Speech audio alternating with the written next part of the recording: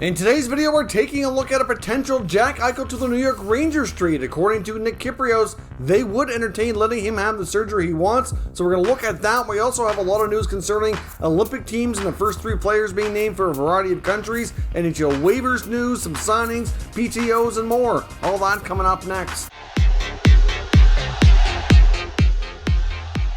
So welcome back to another video here at Top Shelf Hockey. As I mentioned, we have a variety of NHL news and rumors to talk about here today. Let's kick things off with the news from the NHL waiver wire. We've had another waiver claim here today. The San Jose Sharks have claimed forward Jonah Gadjovich from the Vancouver Canucks. Of course, Gadjovich is still a fairly young guy, 22 years old. He was a 2017 second-round pick. Played his junior hockey here in Canada, 6'2", 200 pounds. Played for Team Canada to World Juniors 1 year. Was always a very mature player. Good size. Never really got much NHL opportunity though. He's played one game with the Canucks. He's had some good times and good performances, production at the AHL level. Last year, he was basically a point-per-game player in a shortened AHL season. In my opinion, had a pretty decent training camp, at least a little bit that I've seen. But apparently, because of the roster and the way it is, it just didn't have room to keep him, I guess, is their thought process here. Although I might consider keeping him over one or two of the other forwards they have, but that's just my opinion. Ultimately, he goes to San Jose, where they have an opportunity to keep him at the NHL level, and he can get some NHL games to see what he's able to do. So good for Jonah Gadjovich to get an opportunity. He's been in the Canucks system a while, waiting for that chance. He was the only player claimed on waivers yesterday. Everybody else is cleared. New to the waiver wire here today. And of course, we'll find out tomorrow afternoon if they're claimed or if they cleared. Include some players from Detroit like Lashoff and Murphy, and there is a graphic there on the screen which I'll show you just so you can follow along. I won't name everybody because there's a lot of players. The Minnesota Wild have a goalie Andrew Hammond, so the Hamburglers back on waivers. AJ Greer with the New Jersey Devils. The Penguins have goalie Louis Domingue. That might be somebody you might maybe see a claim on because there's certainly teams with goaltending concerns. The St. Louis Blues have Nathan Walker, Calle Rosen, Steven Santini, and Charlie Lindgren all on waivers here today as well. So we'll see tomorrow afternoon if there's any more claims. Like I said, it's still a process we're going to see a fair bit of here over the next few days as teams start making additional cuts from their training camps and preseason rosters to get down to their 23-man roster or less in some cases because of cap implications. So more players may have to be sent down. Some injury news to keep everybody updated on here today. A couple of guys we talked about yesterday but didn't really have a clear idea what they were looking at. Colin White in Ottawa. We knew he was going to be out longer term, and the news is bad. He's got a dislocated shoulder, needs surgery, going to be out 4 to 6 months. That's a big blow for the youngster who was looking to have a bounce-back season. He signed a 6-year contract extension with the Sens coming out of his ELC, and really he's had nothing but terrible luck when it comes to injuries, and because of that also hasn't had some great play in between, but it's hard to get any kind of rhythm and consistency going when you've been hurt as much as he has too. So it kind of makes sense, but it's just an unfortunate set of circumstances. So he likely will be out here, well into the new year. Hopefully he will be able to play this year and get some games in, but a lot of that's going to depend on how the recovery goes from surgery. In the case of Quinton Byfield, it looks as though it's a fractured ankle. He's going to be out for about a month, maybe a little bit more, probably looking at 4 to 6 weeks in his case. Again, another big blow. It looked like he was going to be able to make the Kings roster, at least to start the season, see how things went. And now he's going to be on injured reserve instead, which will create an opportunity for somebody else.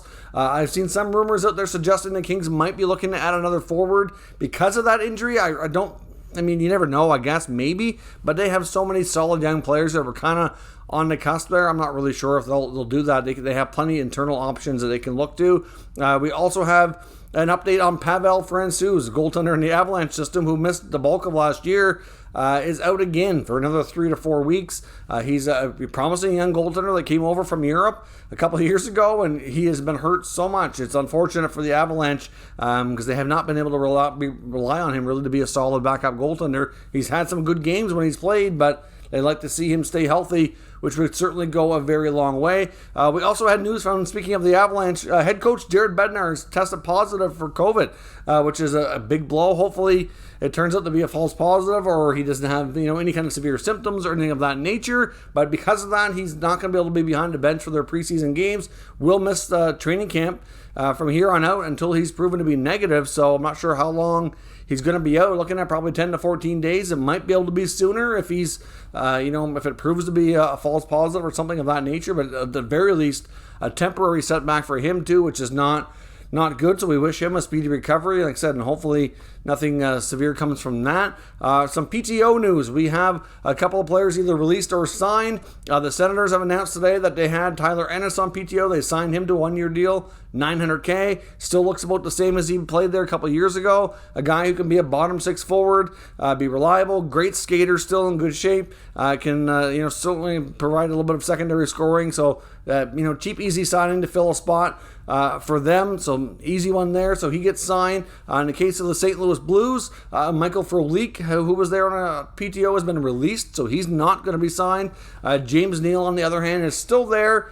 I think they're leaning towards signing him, but I think they need to figure out some logistics on how to make that work. So we'll see where that goes, but he's still technically there, and they have a little bit more time to make a decision on that one. And the Anaheim Ducks released Toby Reeder as well. He was there on a PTO, and that did not work out. The Ducks were not satisfied enough to give him a contract, and he as well has been released. Now, as I mentioned, we also have some news when it comes to the NHL going to the Olympics. Obviously, a lot of these countries that I mentioned were kind of agreed with the Olympic Committee to announce the top 3 players that were going to be assumed to be on their rosters. Now, of course, I think there's a deadline coming up where they have to submit a 50-player roster, and then, of course, their final rosters are due, I believe, in January. So at this point, it's just 3 players. We already know Canada. We saw Sweden announce theirs as well, which we talked about in the past few days. Today we get the Team USA ones, which was Austin Matthews, Patrick Kane, and Seth Jones. So GM Stan Bowman of the Hawks, who's also the GM of the Team USA team, names 2 out of the 3 players from his own roster. No surprise on Patrick Kane. I'm a little bit on Seth Jones. To me, he's a good player. He's obviously a very expensive player that the Hawks just traded for and signed. I get that. I have no problem with him being on the team, but to be the top 3, I don't know. I find that surprising. I would think that maybe Norris Trophy winning Adam Fox would have been on the top 3. Or even a guy like Charlie McAvoy, who I would deem to be a bigger role. To me, Seth Jones and my projections are likely going to be, probably a second pair defenseman for that team, but I guess we'll see. They obviously value him a little bit higher than I do. We also got team players from Finland. They're named Sebastian Aho, Mikko Rantanen, and Sasha Barkov, so no big surprises there. And we also got players from the Czech Republic. No big surprises there either. David Pasternak leads the way, along with Lightning forward Andre Palat, in Columbus Blue Jacket forward Jake Voracek. So again, no surprises really all around. The only one that surprised me a little bit with Jones. I'm not surprised he'll be on the team, just surprised he was named as part of the top 3. Now, before we go any further into today's video, I do need to pause for a moment and acknowledge our channel sponsor, Manscaped. Top Shelf Hockey is proud to be sponsored by Manscaped. And guess what? Hockey fans are buzzing because hockey is back. Want to know what else is buzzing? The Lawnmower 4.0 from our friends at Manscaped, who are the global leaders in male grooming, trusted by over 2 million men worldwide. I highly recommend the Performance Package 4.0, which includes their new state-of-the-art Lawnmower 4.0, as well as some other great features. The lawnmower itself has a 7,000 RPM motor, a new multifunction switch that can engage as a travel lock, gives you the ability to turn on an LED spotlight as well for a more precise shave. Also, as I've mentioned on numerous occasions before, Manscaped is about much more than just a trimmer. They have everything, all aspects covered in male grooming, including some great formulations like their brand new ultra premium body wash to keep you smelling great all day long. It's certainly a big hit here. I absolutely love it. They also have other exfoliators and gels to keep all aspects of your grooming needs covered. I highly recommend you check out manscaped.com. Use promo code TSH for 20% off and free shipping. That's 20% off and free shipping at manscaped.com using promo code TSH. So thanks very much for watching that promotional content. I do very much greatly appreciate it. As well, just a quick note on the giveaway for the athletic subscription. I haven't forgotten about it. I am intending to announce the winner of that tomorrow.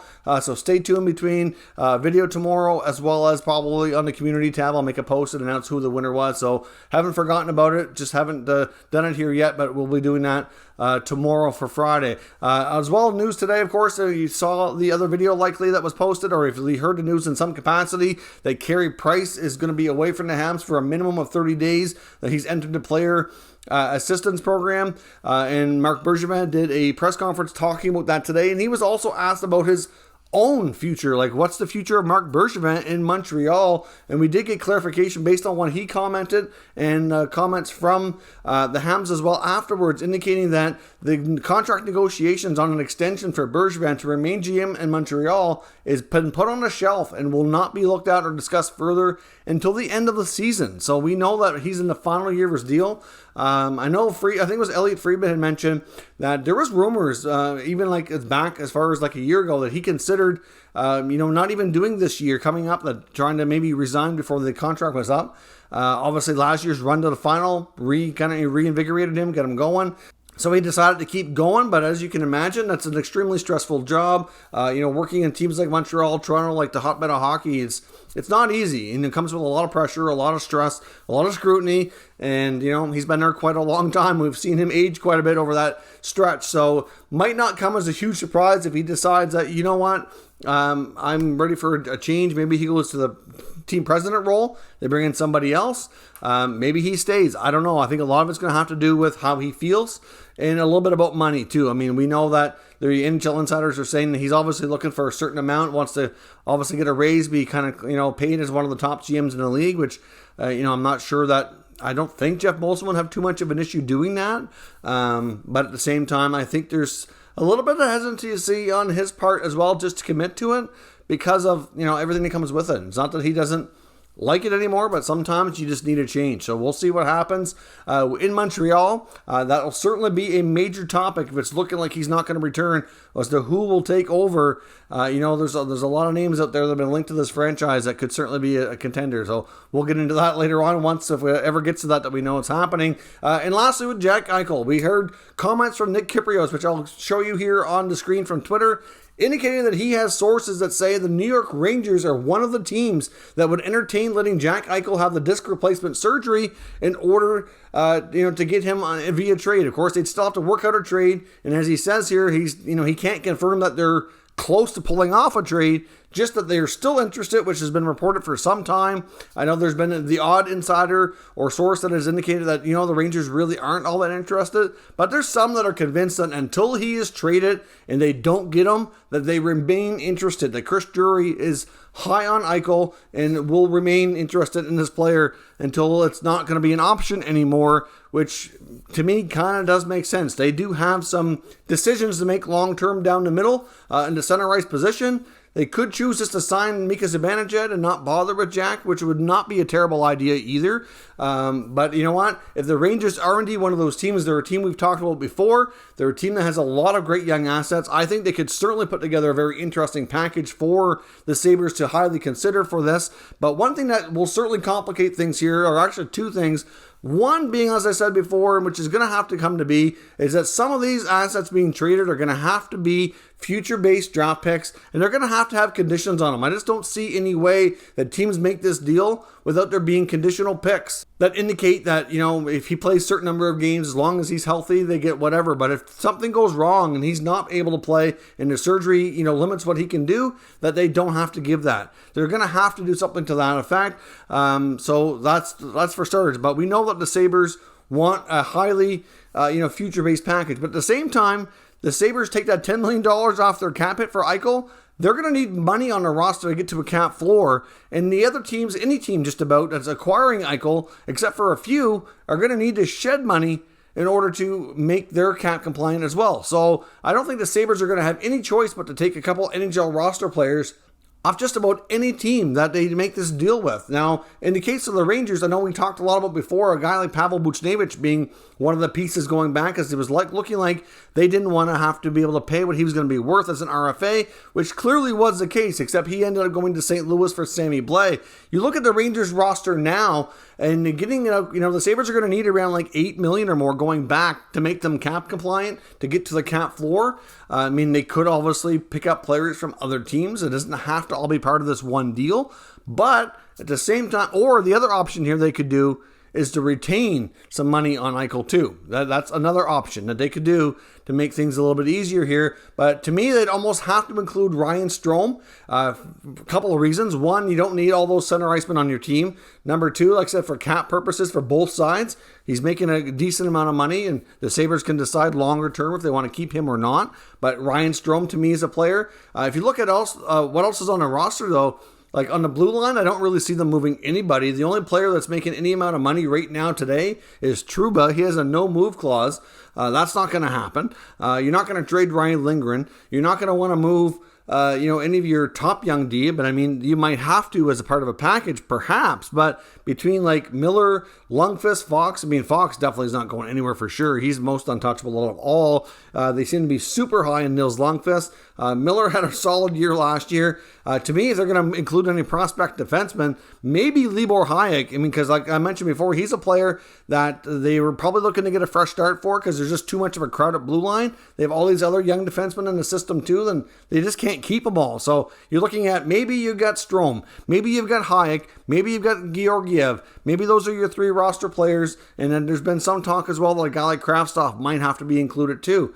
So, you get 3 or 4 pieces off the roster, maybe a couple conditional first-round picks or something to that effect. That might have to be what it is. I don't know, but we do know, as I've talked about yesterday, is that teams have had access now to more of the medical situation thanks to the work being done by Pat Brisson and CAA, which is certainly opening things up. I think the words and the comments from Robin Leonard got things moving as well, put a little bit more pressure on Buffalo's side. So we'll see. But as Friedman also mentioned yesterday, and I'll reiterate here today, that he is in a situation where this is causing him a lot of pain. He's got a disc that's putting pressure on nerves. Like, it's causing a lot of pain. He needs to get this fixed for quality of life reasons. And I think they're also pushing the Sabres to get that done, because get the deal done or let him approve his surgery or something, so that he can move on here with a quality of life issue and then hopefully get back on the ice, get back to playing hockey. So at the end of the day here, I do think, and some people in the NHL world seem to be optimistic that a deal could happen, not necessarily imminent right now, but that it's getting closer and it could happen in a matter of days or weeks instead of thinking it's going to be a lost season. So things have certainly shifted big time here. And if Nick Kypreos is onto something, the Rangers could be a team that's been linked to this guy for so long that very well could pull it off. So the other teams are in the mix as well. Don't get me wrong. No guarantees by any means the Rangers are the team that pulls this off. But I've been saying for a long time, based on all the information that I've had access to, that they're certainly interested. They're a team that's linked to him. And I just want to talk about that further, what that deal could look like. Now, according to Kypreos, that they are interested still with the surgery. So let me know what your thoughts are down below. Do the Rangers pull off this move? If so, let me know what your mock trades would be in that scenario. We'll discuss further. If you're new to this channel, make sure you subscribe and stick around. We'll keep you up to date with all the latest news, rumors, and analysis on all 32 NHL teams. Thank you for watching, and I'll catch you next time.